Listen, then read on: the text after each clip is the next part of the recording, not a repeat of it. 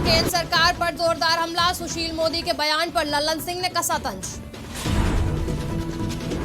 विपक्ष के रवैये पर बीजेपी ने सीएम को घेरा, विधानसभा के शिलापट दिखाकर नीतीश सरकार का किया विरोध। जेडीयू प्रदेश कार्यालय में हुई प्रेस कॉन्फ्रेंस, नीरज कुमार ने बीजेपी पर बोला हमला, कहा यह सीधे तौर पर बीजेपी की नौटंकी है। जमशेदपुर में फुटपाथ दुकानदारों में दिखा आक्रोश, अंतर्राष्ट्रीय पथ विक्रेता दिवस को बताया शोक दिवस। हाजीपुर में दूध व्यवसायी की हत्या, 2 बदमाशों ने रास्ते में घेर कर मारी 5 गोली। नमस्कार, आप देख रहे हैं आज की खबर। मैं हूं आपके साथ रागनी सिंह। रुक करते हैं बिहार झारखंड की बड़ी खबरों की ओर। नए बने संसद भवन पर पूरे देश की विपक्षी पार्टियां विरोध कर रही हैं। बिहार के बीजेपी नेता सुशील मोदी ने इस पर विपक्ष को जवाब दिया। इसको लेकर जेडीयू के राष्ट्रीय अध्यक्ष लल्लन सिंह ने शुक्रवार को कहा कि सुशील मोदी को बीमारी है, वो लगातार छपास रोग से ग्रसित हैं। कुछ भी बोलना उनका काम है। हमारी शुभकामनाएं उनके साथ हैं कि उनको कुछ बीजेपी से मिल जाए, लेकिन उनको कुछ मिलने वाला नहीं है। सुशील मोदी और बीजेपी के नेता जो बात विस्तारित भवन को लेकर कह रहे हैं, तो विधानसभा भवन और विस्तारित भवन दोनों में अंतर होता है। ये बात उनको नहीं समझ आती। ये लोग इतना भारी ज्ञानी है। पहले भी बोल चुके हैं, सुशील मोदी जी को बीमारी है, वो लगातार छपास रोग से ग्रस्त हैं। कुछ भी बोलना उनका काम है, लेकिन उनको कुछ मिलने बीजेपी नेतृत्व उनको कुछ देने नहीं जा रही है। हालांकि हम लोग चाहते हैं, हम लोग की शुभकामना उनके साथ है कि उनको कुछ मिल जाए, लेकिन कुछ मिलेगा नहीं। अब वो जो बात बोल रहे हैं विस्तारित भवन और विधानसभा भवन, दोनों में अंतर उनको नहीं समझ में आता है। इतना भारी ज्ञानी है।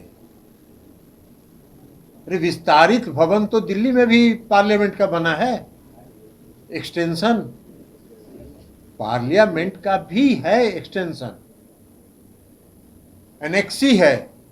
तो एनेक्सी का कौन उद्घाटन किया, कौन उद्घाटन नहीं किया, ये कोई पूछने गया? कभी कोई जानने का भी कोशिश किया कौन किसने किया? अब अगर एक्सटेंशन का वो विस्तारित भवन का उद्घाटन करना था, तो प्रधानमंत्री जी उसको उसमें जहां बना है वहां अपना प्रधानमंत्री कार्यालय बना लेते।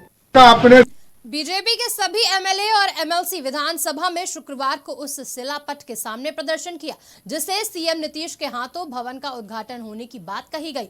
बिहार विधानसभा के नए भवन का नीतीश ने अपने हाथों से उद्घाटन किया था। बिहार विधानसभा के विस्तारित भवन का उद्घाटन नीतीश कुमार ने किया था। इस पर नेता प्रतिपक्ष विजय सिन्हा और बिहार बीजेपी के प्रदेश अध्यक्ष सम्राट चौधरी ने नीतीश से सवाल किया कि राज्यपाल से अपने उद्घाटन क्यों नहीं कराया गया।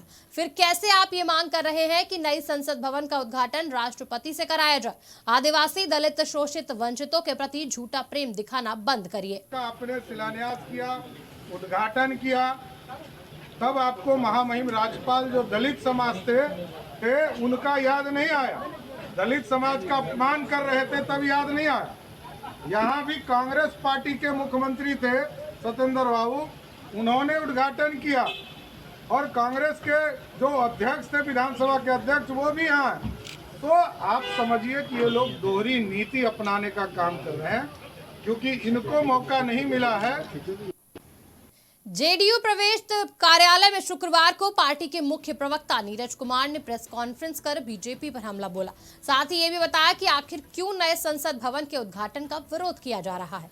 इस दौरान उन्होंने कई सवाल उठाए। नीरज कुमार ने कहा कि बीजेपी वाले सवाल उठा रहे हैं कि नीतीश कुमार ने उद्घाटन क्यों किया और राज्यपाल को क्यों नहीं बुलाया। तो मैं बता दूं कि राष्ट्रपति का चुनाव होता है, वो नॉमिनेट नहीं होते, वो निर्वाचित होते हैं। संसद के सदस्य और साथ ही साथ विधानसभा के माननीय सदस्य वोट डालते हैं। तो आप तुलना किससे कर रहे हैं? नीरज कुमार ने कहा कि ये सीधे तौर पर बीजेपी की नौटंकी है।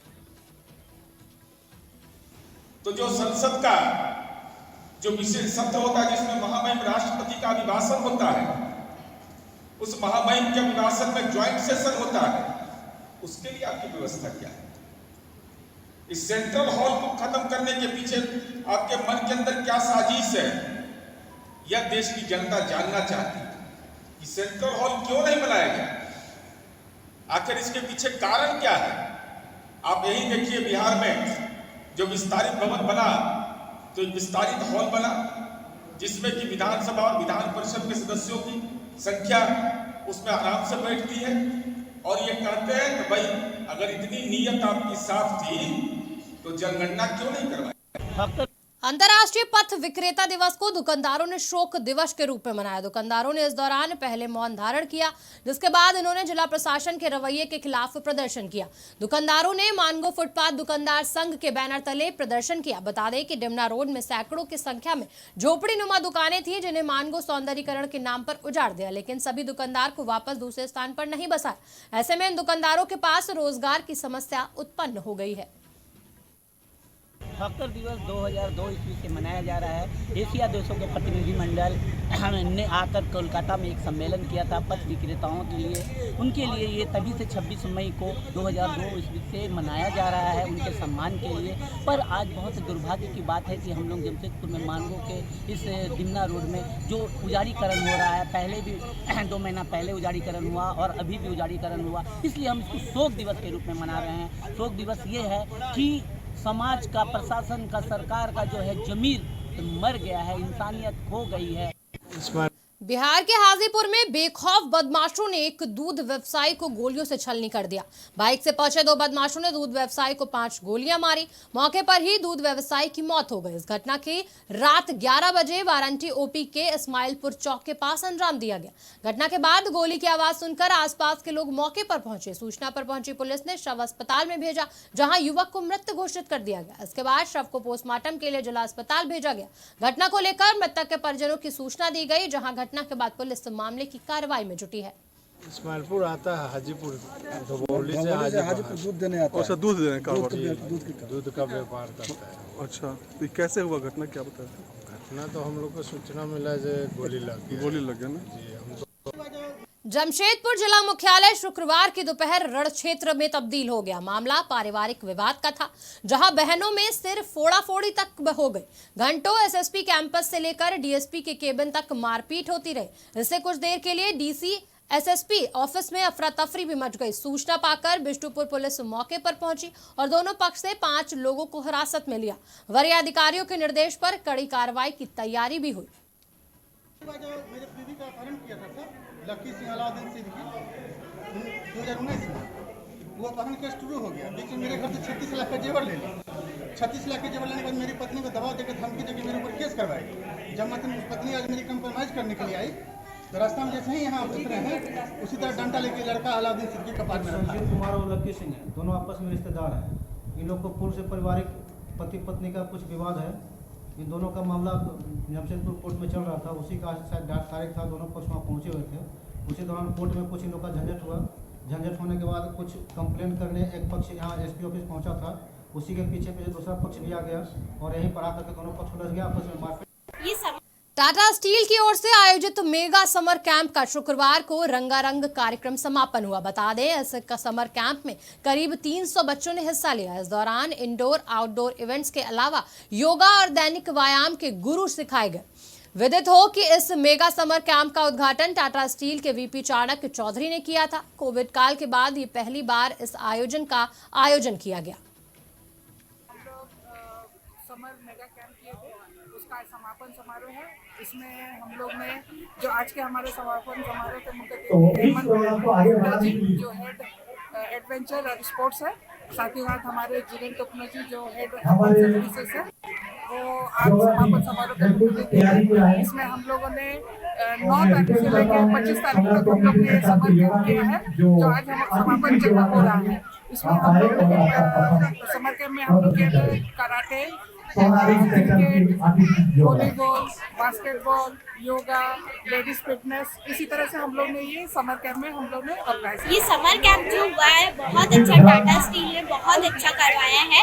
9 से लेके 25 तक इन लोगों ने इतना अच्छा करवाया है। और लड़की के लिए बहुत अच्छा होता है। कराटे हमने बहुत इंजॉय किया।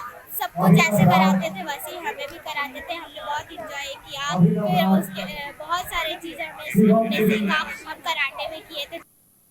जन अधिकार पार्टी के प्रमुख पप्पू यादव ने केंद्र की सरकार और प्रधानमंत्री पर जमकर निशाना साधा। केंद्र पर निशाना साधते हुए पप्पू यादव ने कहा कि भाजपा इस बार भी लोकसभा का चुनाव एक बाबा को सामने रखकर लड़ना चाहती है। उन्होंने कही, हर बार भाजपा यही करती है, लेकिन इस बार वो अपना मनसा पूरी नहीं कर पाएगी। उन्होंने कहा कि पिछले 9 साल के शासनकाल में भाजपा ने देश में बेरोजगारी, महंगाई, अत्याचार और कई समस्याएं पैदा की हैं। कभी किसी लाइजनर के द्वारा 2014 में इनके लाइजनिंग करने का काम रामदेव जी और रविशंकर जी ने किया, अन्य लोगों ने किया। 2019 में इनको फिर नए बाबा मिल गए, 2024 में फिर एक नए बाबा को ये परोस देते हैं। यह एक ऐसे पीएम है जो हिंदुस्तान की अर्थव्यवस्था से इनका कोई लेना देना नहीं, इकोनॉमी से लेना देना नहीं। भारत में हमारी करेंसी पाकिस्तान से भी कम है, हम नाइजीरिया से ज्यादा हमारी भुखमरी हो गई।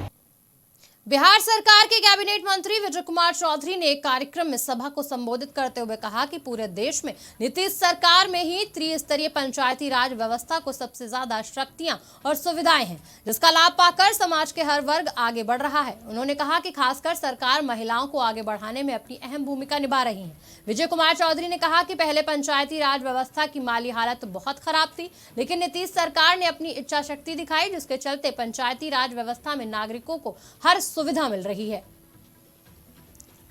साहिबगंज में गुरुवार की रात तेज आंधी के साथ जमकर मूसलाधार बारिश हुई, जहां कई जगहों पर वज्रपात भी हुआ। वहीं तेज आंधी बारिश में साहिबगंज जिले के 3 पहाड़ रेलवे स्टेशन से राजमहल की ओर जा रही TR पैसेंजर ट्रेन का परिचालन घंटों बाधित रहा। बताया जा रहा है कि अचानक तेज हवा और बारिश होने की वजह से बेगमपुर गांव के पास रेलवे के विद्युत तार पर ताड़ का पेड़ गिरने से तकरीबन 1 से 1.5 घंटे तक ट्रेन रुकी रही, जिसकी सूचना रेल कर्मियों को प्राप्त होते ही मौके पर पहुंचे और पेड़ को कटवाकर फिर से ट्रेन का परिचालन करवाया गया। वहीं ट्रेन में बैठे यात्री इस नजारे को देखकर अफरा तफरी में मच गए। विद्युत तार से आग की चिंगारी निकलने लगी, ट्रेन में बैठे यात्रियों में शोर शराबा होने लगा। वहीं रेल कर्मी के द्वारा पेड़ को कटवाकर ट्रेन का परिचालन करवाया गया। फिलहाल बिहार झारखंड की खबरों में इतना ही। देश दुनिया की तमाम खबरों के लिए देखते रहिए आज की खबर।